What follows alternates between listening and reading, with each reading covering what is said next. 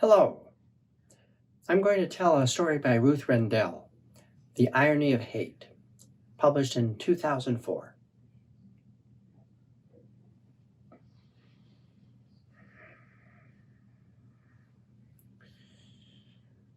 I murdered Brenda Goring.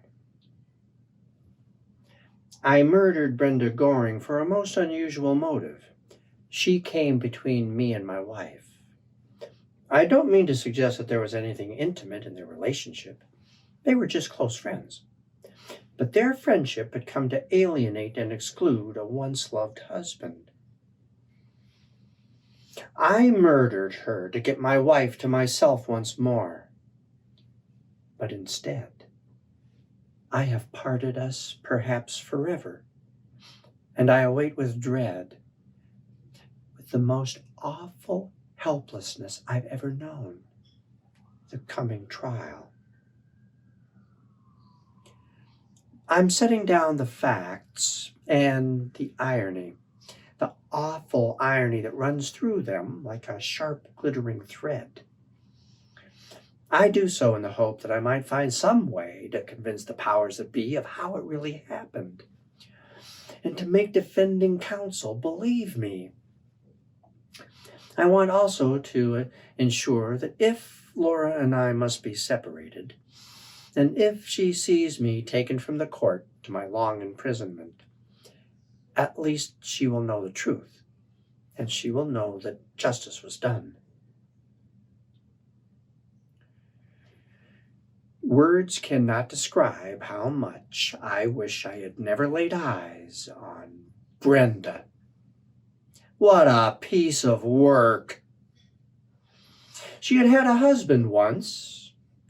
To be rid of her forever, no doubt, he paid her an enormous alimony and gave her a lump sum with which she bought the cottage up the lane from our house. The impact she made on our village was remarkable. She was such a refreshment to all of those retired couples, with her clothes, her long blonde hair, her sports car, and her jet-set past. For a while, that is, until she became too much for them to take. From the first, she fastened onto my wife, Laura. Understandable in a way, since my wife was the only woman in town of comparable age who lived there all the time and who had no job. Nonetheless, they were an unlikely match. To me, my wife is lovely, all I could ever want, the only woman I have ever really cared for. But I know that to others she appears shy and simple, a quiet little housewife. What then had she to offer an extrovert such as Brenda? I suppose it was just a sympathetic ear. Laura said to me, "Haven't you noticed, darling, how people are starting to shun her? The Goldsmiths didn't invite her to their party last week, and Mary Williamson refuses to have her on the fete committee." "I can't say I'm surprised," I said, "the way she talks and the things she talks about." Laura replied, "You mean her love affairs and all that sort of thing? But, darling, she's lived in the sort of society where that's quite normal. It's natural for her to talk like that.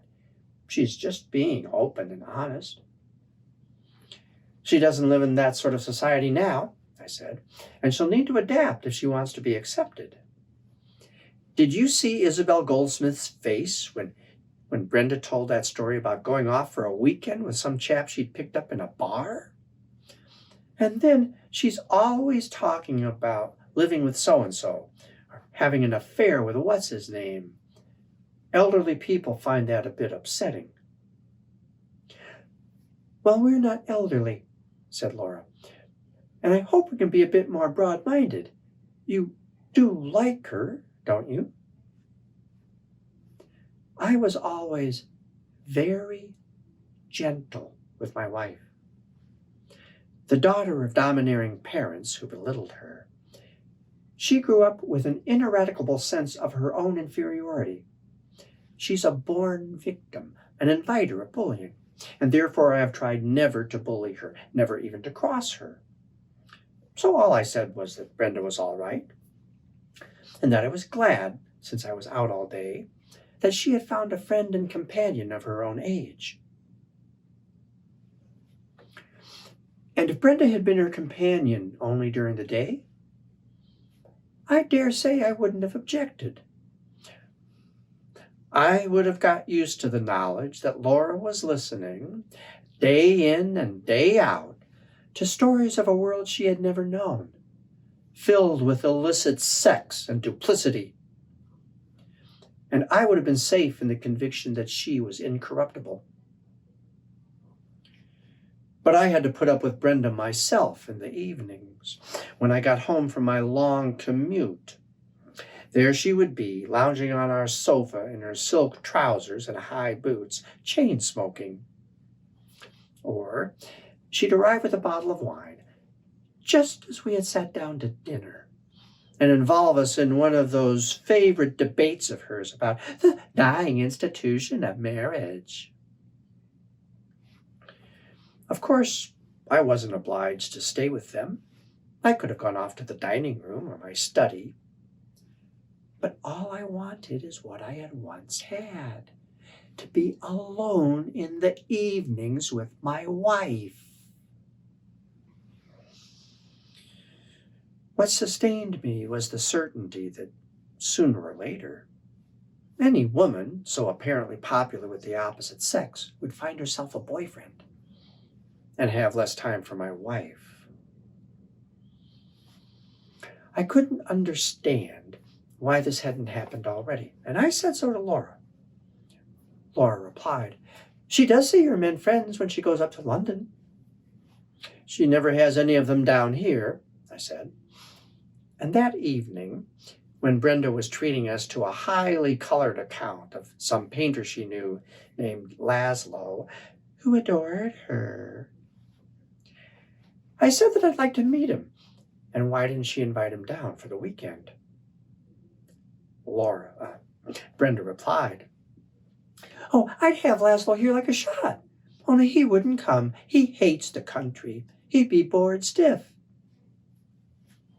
Apparently, Richard and Jonathan and Stephen also hated the country or would be bored stiff. It was always better for Brenda to go up and meet them in town. And after my probing about Laszlo, I noticed that the tales of her escapades became more and more sensational. Soon there began to form in my mind an idea so fantastic. For a while, I ignored it. Then I decided to put it to the test. Instead of just listening passively to Brenda, I started asking her questions. I took her up on names and dates. "I thought you said you met Mark in America," I would say. Or, "Surely you didn't have that holiday with Richard until after your divorce." I tied her up in knots without her realizing it. And soon, my idea began to seem not so fantastic after all. As I thought more about Brenda's behavior, my idea gained momentum. I noticed that Brenda was a very different woman when she was alone with me than when Laura was with us.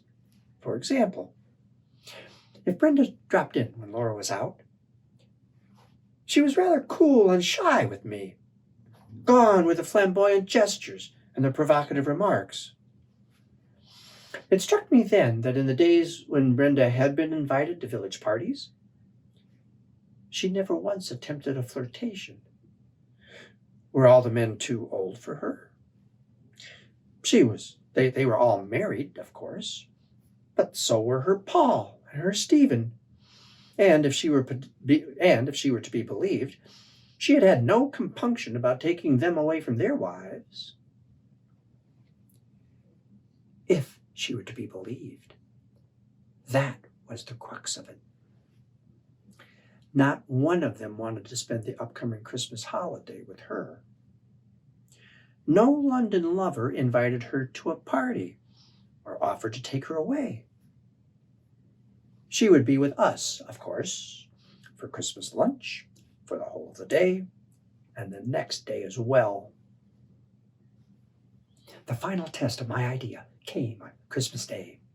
That morning, I admitted Brenda to the house myself while Laura was busy in the kitchen.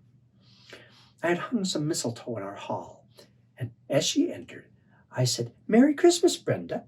How about a kiss?" And I took her in my arms under that mistletoe and kissed her on the mouth. She stiffened. I swear, a shudder ran through her. She was as awkward and apprehensive as a sheltered 12-year-old. And then I knew. At that moment, I became convinced that she had never had a lover, or enjoyed a man's embrace, or even been alone with a man longer than she could help. Married she may have been, but now it wasn't hard to guess the cause of her divorce. She had no interest in sharing intimacy with a man. I suppose she couldn't bear to admit it, and so had created for herself a fantasy life with a fantasy past, in which she was a fantasy nymphomaniac. At first I thought it a huge joke and couldn't wait to tell Laura. My elation dwindled as I realized I had no proof. I realized that if I told Laura, she would only be bitterly hurt and resentful. How could I tell her that I'd kissed her best friend and got an icy response? That in her absence I'd flirted with her best friend and had been repulsed? And then, as I thought about it, I understood what I really had discovered. Brenda hated men, and therefore no man would ever come and take her away, or marry her and live here with her and absorb all her time. Forever she would stay here alone, living a stone's throw from us, in and out of our house daily, she and Laura growing old together. I could have moved, of course. I could have taken Laura away. From her friends? From the house and the countryside she loved? And what guarantee would I have had that Brenda wouldn't have moved too, to be near us still? For I knew now what Brenda saw in my wife. A gullible innocent, a trusting and everlastingly credulous audience. As I laid in bed that night, I looked with love and sorrow at Laura sleeping beside me, and I knew what I must do. The only thing I could do. In the season of peace and goodwill, I decided to kill Brenda Goring, for my own good and for Laura's. Easier decided than done. I was strengthened by knowing that in everyone's eyes, I would have no motive. Our neighbors thought us wonderfully charitable and tolerant to put up with Brenda at all. I resolved to be positively nice to her, and as the new year rolled in, I took to dropping in on Brenda on my way home from the village. I frequently suggested to Laura that we invite Brenda for dinner or a drink. This pleased Laura enormously. I began to think long and hard about how I could kill her and get away with it. And then something happened which seemed to deliver her into my hands. On the outskirts of the village, in an isolated cottage, lived an elderly, unmarried woman named Peggy Daly. And one night, the cottage was broken into, and Peggy stabbed to death with her own kitchen knife. The work of some psychopath, the police seemed to believe, for nothing was stolen or damaged. When it appeared likely that the killer would not be found, I started thinking about how I could kill Brenda in the same way, so that the killing would look like the work of the same perpetrator. Just as I was working this out, Laura came down with a nasty case of the flu. Brenda, of course, came to nurse her and cook dinner for me and clean the house. Because everyone believed that Peggy Daly's murderer was still at large, I walked Brenda home at night, even though her cottage was only a few yards up the lane beyond our garden. I always made a point of going inside the house with her and turning on the lights. I sometimes had a nightcap with her, and once on leaving, I gave her a friendly kiss on the doorstep to show any observing neighbor what friends we were and how much I appreciated her kindness to my sick wife. Then I got the flu myself. At first, this seemed to upset my plans, for I couldn't afford to delay too long. People were becoming less apprehensive about our marauding murderer with each passing week. Then I saw how I could turn my illness to my advantage. On a Monday, after I had been confined to bed for 3 days, Laura decided to cancel a visit to the goldsmiths that evening because it seemed wrong to leave me. Instead, she would go on Wednesday, if I were better by then, her purpose being to help Isabel cut out a dress. So, I had to be sick enough to provide myself with an alibi, but not sick enough to keep Laura at home. On the Wednesday morning, I was feeling a good deal better. Dr. Lawson looked in during the afternoon, and after a thorough examination, pronounced that I still had phlegm on my chest. While he was in the bathroom washing his hands, I removed the thermometer he had stuck in my mouth and held it against the radiator at the back of the bed. This worked better than I had hoped, almost too well. The mercury went up to 103, and I played up to it by saying, in a feeble voice, that I was dizzy and kept alternating between the sweats and the shivers. "Keep him in bed," said Dr. Lawson. "I doubt he could get up if he tried." I said, rather shamefacedly, that I had tried, and I couldn't, and that my legs felt like jelly. Immediately, Laura said that she wouldn't go out that night, and I blessed Lawson when he told her not to be silly. All I needed was rest and sleep. After a good deal of fussing, and promises not to be gone more than 2 hours, she finally left at 7. As soon as the car departed, I got up. Brenda's cottage could be seen from my bedroom window, and I saw there were lights on, but no porch light. The night was dark and moonless and starless.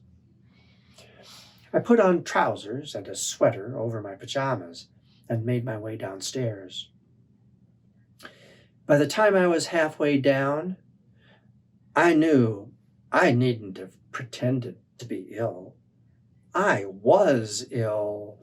I was shivering and swaying and dizzy and had to hang on to the banister for support. That wasn't the only thing that went wrong. I had intended, when the deed was done and I was back home again, to cut up my coat and gloves with Laura's electric scissors and burn the pieces on our living room fire. But I couldn't find the scissors, and I realized Laura must have taken them with her to her dressmaking session. Worse than that, there was no fire going. We used our fireplace only for the pleasure and coziness of it. But Laura hadn't bothered to light a fire while I was upstairs ill. At that moment, I nearly gave up.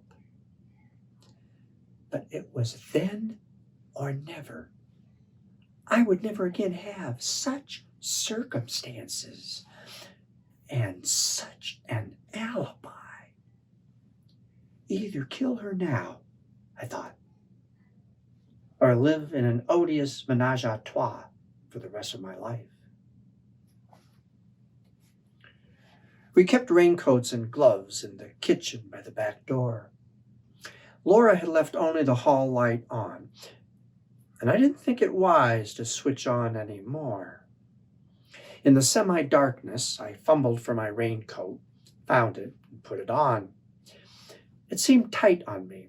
My body was so stiff and sweaty, but I managed to button it up and then put on the gloves.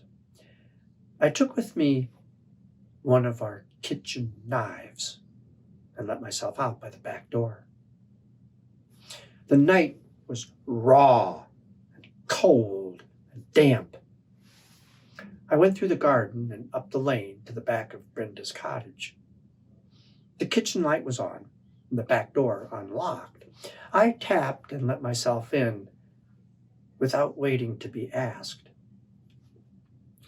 Brenda, in full evening rig, glittery sweater, sparkly necklace, and long skirt, was cooking her solitary supper. And then, for the first time, when it didn't matter anymore, I felt pity for her. There she was, a handsome, rich, gifted woman, with the reputation of a seductress.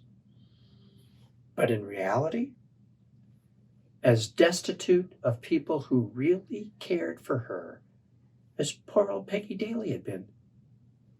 There she was, dressed for a fancy party, heating up tinned spaghetti in her kitchen alone. She turned around and looked at me.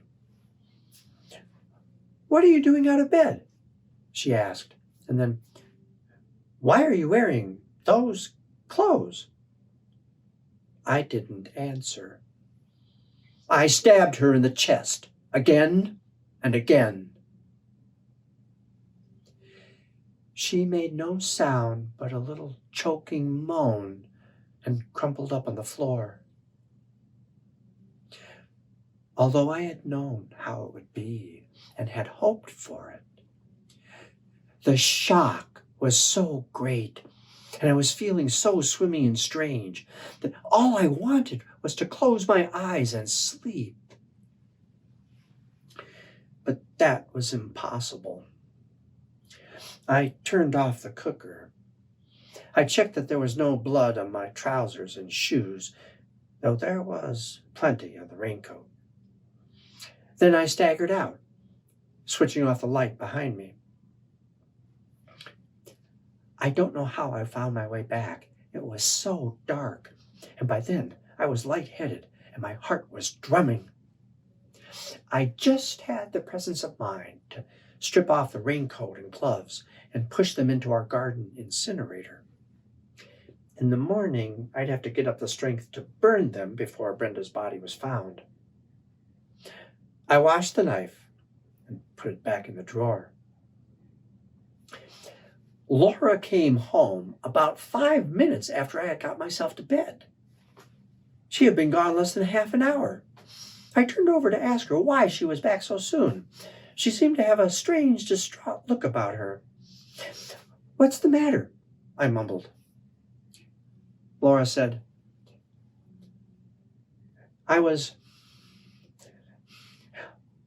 Isabel Goldsmith told me something. I was upset. It's no use talking about it now. You're too ill. Then she said, with a sharper tone than I had ever heard her use, "I'll sleep in the spare room. Good night." That was reasonable enough, though we had never slept apart before during the whole of our marriage, and she could hardly have been afraid of catching the flu, having only just got over it herself. But I was in no state to worry about that, and I soon fell into the nightmare-ridden sleep of fever. In the morning, Brenda's cleaner found the body. I knew what must have happened because I saw the police car arrive from my window. About an hour later, Laura came in to tell me the news, which she had heard from a neighbor. "It must have been the same man who killed Peggy." I was feeling better already. Things were going well. "My poor darling, you must feel terrible. You were such close friends." She said nothing. She straightened my bedclothes and left the room. I knew I should have to get up and burn the contents of the incinerator, but I didn't have the strength to get up. The police arrived that afternoon, a chief inspector and a sergeant.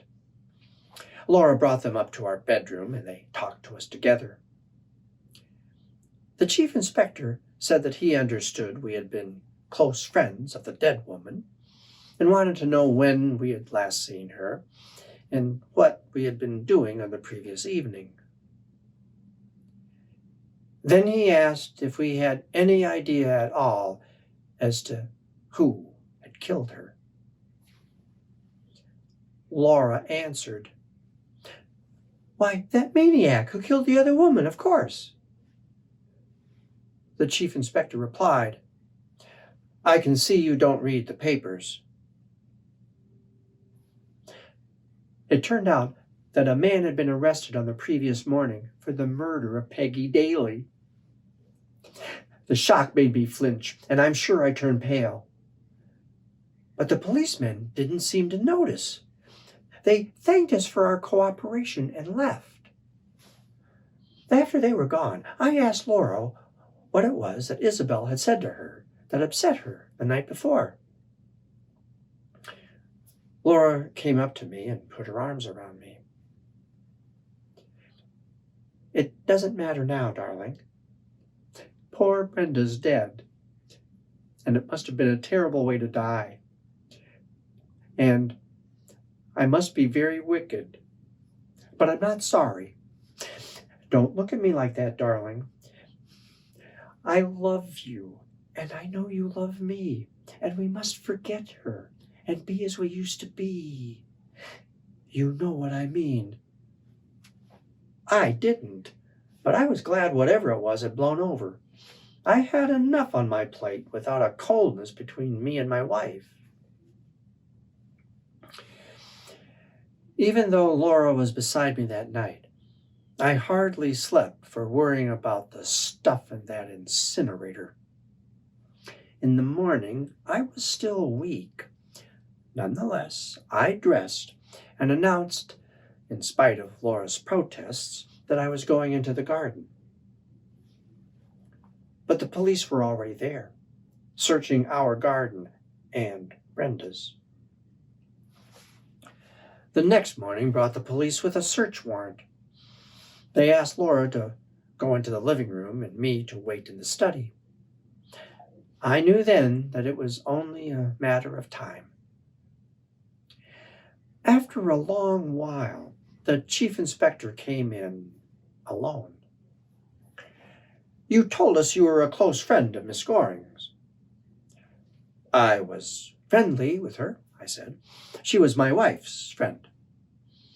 He took no note of this. "You didn't tell us you were on intimate terms with her, that you were, in point of fact, having a sexual relationship with her." Nothing he could have said would have astounded me more. That's absolute rubbish. Is it? We have it on sound authority. What authority? I asked. He explained. Miss Goring herself told 2 women friends of hers in London of the fact. She told one of your neighbors, whom she met at a party in your house. You were seen to spend evenings alone with Miss Goring while your wife was ill, and we have a witness who saw you kissing her goodnight. Now I knew what it was that Isabel had said to Laura that had so upset her. The irony of it, the terrible irony. Knowing Brenda's reputation and her fantasies, why hadn't I suspected the spin she would put on my assumed friendship with her? Here was motive, the lack of which I had relied upon as my last resort. Men do kill their mistresses, from jealousy, from frustration, from fear of discovery. But surely I could turn Brenda's fantasies to my own use. She had dozens of lovers. Any one of them could have killed her. On the contrary, replied the chief inspector, apart from her ex-husband, who's in Australia, we have been able to find no man in her life but yourself. I cried out desperately, I didn't kill her, I swear it. He looked surprised. Oh, we know that, sir. No one is accusing you of anything. We have Dr. Lawson's word for it that you were physically unable to leave your bed that night. And the raincoat and gloves we found in your incinerator are not yours. Fumbling in the dark, the sleeves of the raincoat too short, the shoulders too tight. Why are you wearing those clothes? She had asked before I stabbed her. The chief inspector spoke very gently. I want you to try to remain calm, sir.